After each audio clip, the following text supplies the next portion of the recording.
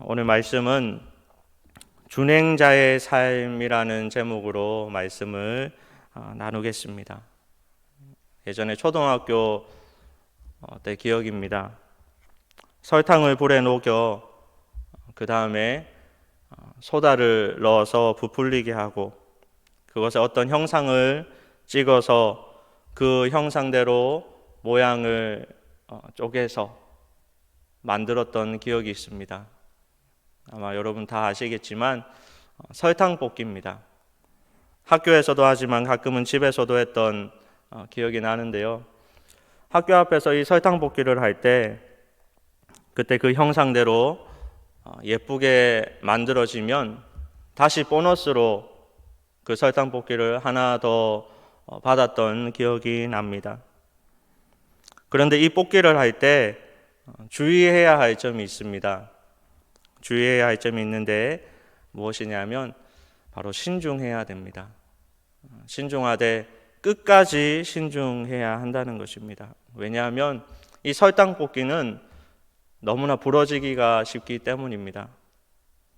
기껏 열심히 손가락을 신중히 눌러서 거의 다 오려가는 그때에 순간 실수를 하면, 순간 흥분하면 거의 다 만들어진 부분이 부러지게 되는 경험을 한 적이 있습니다. 너무나 억울하죠. 마찬가지로 우리의 삶도 그렇습니다. 우리가 말씀 앞에 그 기준대로 신중히 말씀을 중심으로 더 주의해서 살아간다면 물론 그것이 쉬운 것은 아니지만 만약 그렇게 살 수만 있다면 아마 저와 여러분의 인생은 큰 시험 없이 살아갈 수 있을 것입니다. 그런데 어떤 일이든지 억지로 해결하려고 하면, 내 힘으로 그것을 해결하려고 할 때 쉽게 부러지는 뽑기와 같이 우리도 잘 넘어지고 우리도 어려움을 겪게 되는 것입니다. 그래서 여호수아 1장 8절에는 하나님의 말씀이 얼마나 중요한지 이렇게 말씀합니다. 이 율법책을 내 입에서 떠나지 말게 하며 주야로 그것을 묵상하여 그 안에 기록된 대로 다 지켜 행하라. 그리하면 내 길이 평탄하게 될 것이며 내가 형통하리라 말씀합니다. 유대인들은 그들이 믿고 있는 것을 어렸을 때부터 가르치고요. 또 강론하며 기록하고 입에서 떠나지 않도록 했습니다. 그래서 그들은 흩어져 있는 환경에서도 여러 유혹이 있는 상황에서도 그들의 정체성을 잃지 않았다고 합니다. 2021년도 1월 달을 살아가고 있습니다. 아직 시작하고 있습니다. 우리도 하나님의 말씀으로 무장하고 준행하여서 살아서 우리의 정체성을 잃지 않는 그런 삶을 살았으면 좋겠습니다. 오늘 말씀은 우리가 살아가면서 쉽게 겪게 되는 일을 말하면서 우리 믿는 자가 말씀을 어떻게 잘 준행해야 하는지를 말씀하는데요. 야고보서 4장 11절에는 이렇게 말씀합니다. 형제들아 서로 비방하지 말라. 형제를 비방하는 자나 형제를 판단하는 자는 곧 율법을 비방하고 율법을 판단하는 것이라. 내가 만일 율법을 판단하면 율법의 준행자가 아니요 재판관이로다. 야고보는 형제들아 라고 말하면서 말씀을 듣는 성도들 모두에게 형제를 비방하지 말라라고 말씀합니다. 여러분, 비방이 무엇입니까? 헐뜯는 것을 말합니다. 그렇다면 헐뜯는 것은 무엇입니까? 남의 흠을 잡아내고 나쁘게 말하는 것을 말합니다. 다른 사람의 흠을 잡아서 나쁘게 말하는 이 비방에 대해서 야고보는 그러지 말라라고 말하는 것이죠. 사실 비방하는 것 당연히 어린 아이들에게 물어봐도 안 좋은 것이다라고 말할 수 있습니다. 하지만 여기서 이 말씀에서 성경에서 말하고 있는 이 비방하지 말라라는 이유가 단순하게 나쁜 것이니까 하지 말라가 아니라는 것을 우리는 오늘 말씀을 통해서 잘 살펴보아야 합니다. 오늘 말씀에 뭐라고 말씀하고 있습니까? 그런 비방이 곧 무엇이기 때문에, 곧 율법을 비방하고 율법을 판단하는 것이기 때문입니다. 여러분, 그럼 율법이 무엇입니까? 레위기 19장 18절에는 이렇게 말씀합니다. 원수를 갚지 말며 동포를 원망하지 말며 내 이웃 사랑하기를 내 자신과 같이 사랑하라. 나는 여호와이니라. 아멘. 하나님의 율법은 원수를 갚거나 원망하는 것을 하지 말고 오히려 더 이웃을 사랑하라는 것입니다. 이것이 하나님께서 우리에게 주신 율법입니다. 그래서 야고보는 우리가 형제를 비방할 때, 형제를 판단할 때 그것이 내 이웃을 내 몸과 같이 사랑하라 하신 하나님의 율법을 어기는 일이 되며, 또 그렇게 할 수 있는 것은 재판관이신 하나님만이 할 수 있다라고 말씀하고 있는 것입니다. 여러분, 혹시 남을 비방해 보신 적이 있습니까? 그 비방의 말이 부메랑처럼 결국 나에게로 돌아오는 것을 경험해 보셨을 것입니다. 남을 비방하고 나면 속이 후련할 것 같은데 비방하고 나면 마음이 더 좋지 않습니다. 비방하면 내가 높아질 줄 알았는데 높아지기는커녕 나를 오히려 낮추는 결과를 가집니다.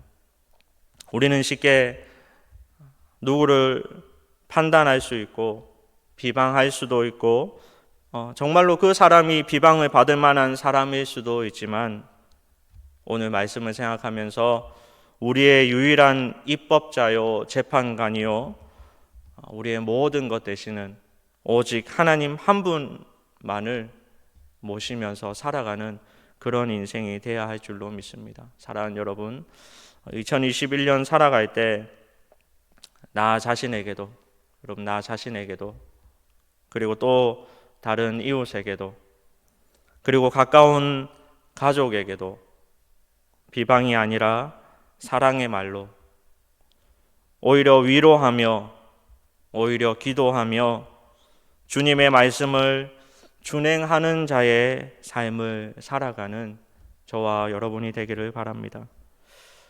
계속해서 오늘 말씀 13절과 14절 말씀을 보겠습니다. 13절 14절 말씀을 보면 들으라, 너희 중에 말하기를 오늘이나 내일이나 우리가 어떤 도시에 가서 거기서 1년을 머물며 장사하여 이익을 보리라 하는 자들아, 내일 일을 너희가 알지 못하는도다. 너희 생명이 무엇이냐? 너희는 잠깐 보이다가 없어지는 안개니라 말씀합니다. 인생을 안개에 비교하고 있습니다. 우리가 인생에서 거의 매번 생각하게 되는 살아가는 것, 먹고 사는 것, 이런 장사나 이익을 위한 수많은 고민과 계획을 가지고 있는 이 땅을 살아가는 모든 사람들에게 하나님의 말씀, 성경은 그것은 사라지는 안개와 같다라고 말씀하고 있는 것입니다. 이것은 우리가 흔히 장래 예식 때나 생각하는 것이 아닙니다. 항상 생각해야 되는 것입니다. 그리고 그 일에 빠져 살아가는 사람들에게 성경은 이렇게 질문하고 있습니다. 너희 생명이 무엇이냐? 너희 생명이 무엇이냐? 헬라어로 말하면 포이아 헤조의 휘문, 즉 번역하면 너희 생명이 무엇을 위하여 존재하는가입니다. 너희 생명이 무엇을 위하여 존재하는가? 사랑하는 여러분, 저와 여러분의 생명은 무엇입니까? 저와 여러분의 생명은 무엇을 위해 존재합니까? 먹기 위해 존재합니까? 입기 위해 존재합니까? 다른 어떤 것을 채우기 위해 존재합니까? 안개는 태양이 떠오르면 사라집니다. 즉 하나님 오시면 모든 것은 사라지고 우리의 영원한 것만 남아 있게 되는데, 그래서 인생을 살아갈 때 비방하지 말고, 그런 인생을 살아갈 때 자랑만 하지 말고, 그런 인생을 살아갈 때 사라질 육적인 것에만 인생을 낭비하지 말고, 태양으로 인해 안개가 사라지듯이 우리가 하나님을 뵙는 그날을 생각하며 영원한 하나님의 말씀을 준행하는 삶을 쫓아 살아가는 저와 여러분이 되어야 한다라는 것이 오늘 말씀입니다. 세상의 90%를 정복한 알렉산더 대왕을 아실 것입니다. 이 알렉산더 대왕이 당대 최고의 철학자 디오게네스를 찾아간 일이 있었습니다. 이 디오게네스는 당시 대표적인 금욕주의 철학자입니다. 아무것도 가진 게 없는 디오게네스에게 알렉산더 대왕이 찾아와서 이렇게 말합니다. 당신이 갖고 싶은 것이 있으면 뭐든지 말해보시오.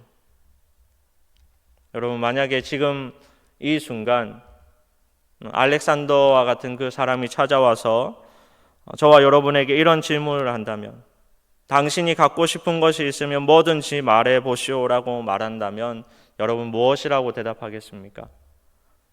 지금 뭐가 당장 생각이 나십니까? 디오게네스는 이렇게 대답했습니다. 조금만 비켜주시오. 당신 때문에 햇빛이 들어오지 않습니다. 알렉산더 대왕은 이 일로 인해서 많은 것을 깨달았습니다. 그래서 그가 훗날 죽을 때에 관에 구멍을 내어서 자기 손을 밖으로 내어 보이게 했다고 합니다. 여러분, 이 손이 무엇을 의미합니까?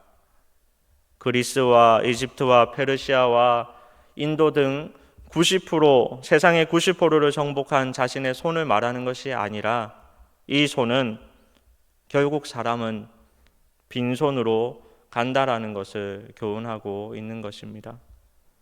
전도서 5장 15절은 이렇게 말합니다. 저가 모태에서 벌거벗고 나왔은즉 그 나온 대로 돌아가고 수고하여 얻은 것을 아무것도 손에 가지고 가지 못하리니. 우리가 살아가면서 겪는 수많은 일들, 수많은 생각들, 혹시 그것이 생명의 빛을 가리고 있지는 않습니까? 우리 빛인 하나님을 믿는데 많은 장애물이 되고 있지는 않습니까? 아무것도 아닌데, 아무것도 가져갈 수 없는 그것들이 내 인생의 방향을 막고 내 인생의 목표를 막고 있지는 않습니까? 2021년도 시작하는 시점을 살아가고 있는 지금, 여러분은 올해 한 해 가장 큰 꿈과 가장 큰 목표를 무엇으로 정하고 살아가고 있습니까? 사회적 거리두기, 코로나19 바이러스로 많은 사람들이 힘들어하고 가족끼리도 거리를 둬야 되는 상황에, 또 가까운 이웃과도 거리를 둬야 되는 상황에, 그리고 성도들 간에도 거리를 둬야 되는 이 상황에 여러분 어떤 것을 목표로 두고 있습니까?